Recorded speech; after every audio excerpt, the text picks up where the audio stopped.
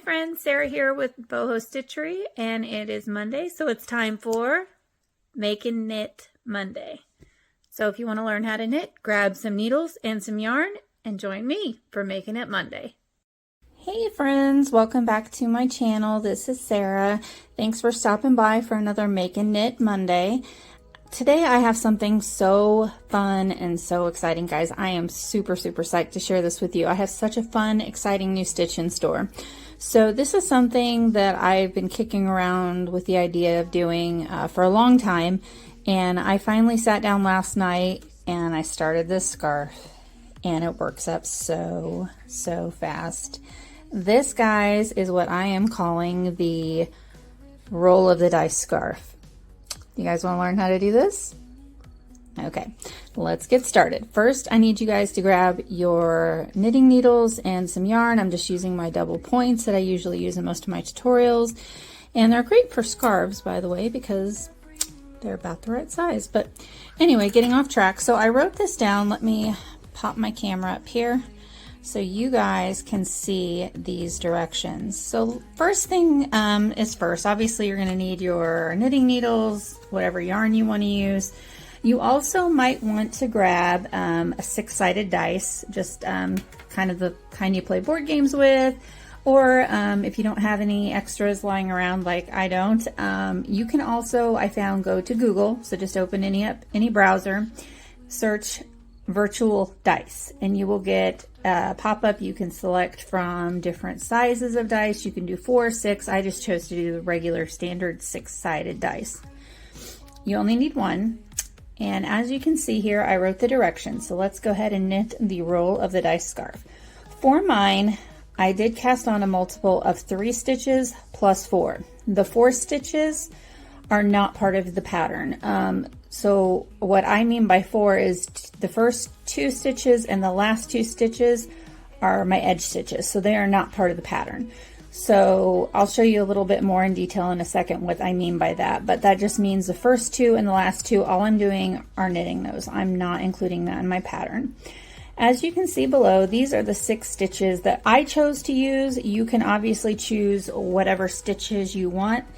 That's what I love about this project, guys. It is completely customizable. It is 100% one of a kind. You're not going to be able to recreate the same scarf twice because it's literally each row is a roll of the dice.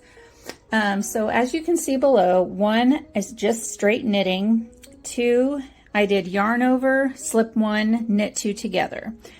And I did that all the way across the row, with the exception of, like I said, the first 2 and the last 2 stitches, I just chose to be plain knit stitches just to keep my row straight. But you completely can omit that part. If you don't want the extra stitches, if you just want to jump in, then all you have to do is cast on a multiple of 3. It's completely customizable, guys. This is so much fun. I couldn't put this down. I was literally up until like after 1 a.m. this morning working on this scarf because I was just having so much fun working on it. Anyway, so that was row 2. Row 3, I'm going to knit 2 together and yarn over. Now, if you're doing a stitch like knitting 2 together, you want to do a yarn over or something where it puts the stitch count back to what it originally was, if that makes sense. So like with mine, let's see here, let me count. I don't even know how many stitches. So 2, 4, 6, 8, 10, 12, 14, 16, 18, 20, 22. So I cast it on 22 stitches. Like I said, the first 2 and the last 2 are not part of the pattern. But that was the number of stitches that I casted on to get started. So in order to do like row 3 where it says knit 2 together and yarn over, I had to do that yarn over in order to keep my counts the same. Then row 4 is knit through the back loop. So if I rolled a 4, then I would just knit through the back loop all the way across, with the exception of the first 2 and last 2. I'm always going to knit those because those are not part of the pattern.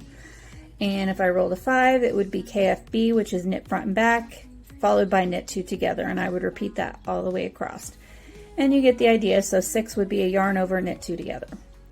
Okay, so let's go ahead and get started. So I can't pull up on my phone the virtual dice while I'm recording, so let's just pretend that I rolled a 5. Okay, so I have my dice, I rolled a 5. So I'm going to look here, and for me, 5 was knit front and back, knit 2 together. So I'm just going to knit the first two. Like I said, first two, last two for me were not part of the pattern. You can add more stitches, less stitches, no edge stitches, completely customizable. So now I'm ready to start. So my pattern says to knit front and back, followed by knitting 2 together. So I'm just going to do that over and over until I get to my last two stitches. So knit front, knit back, knit 2 together, knit front and back, and by knitting 2 together I'm making up for that extra stitch I'm making. So again, I'm keeping my counts the same, or they should be the same. Whoops. Knit front, knit back, knit 2 together, knit front, knit back, knit 2 together. And like I said, you don't even have to do the same 6 stitch patterns that I'm doing. You guys can do whatever you like.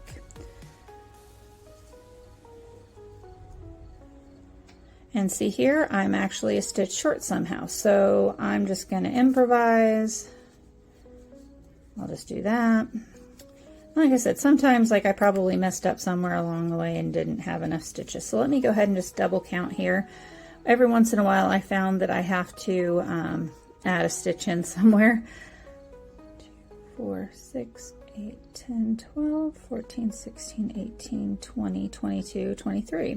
And I actually have one too many. So like I said, sometimes it requires a little bit of tweaking, but for the most part your counts will come out right as long as you're adding or taking away, which I obviously didn't do. 2, 4, 6, 8, 10, 12, 14, 16, 18, 20, 22, 23. Well, poo. Okay. So somehow I have 23 stitches. So what I'm going to do then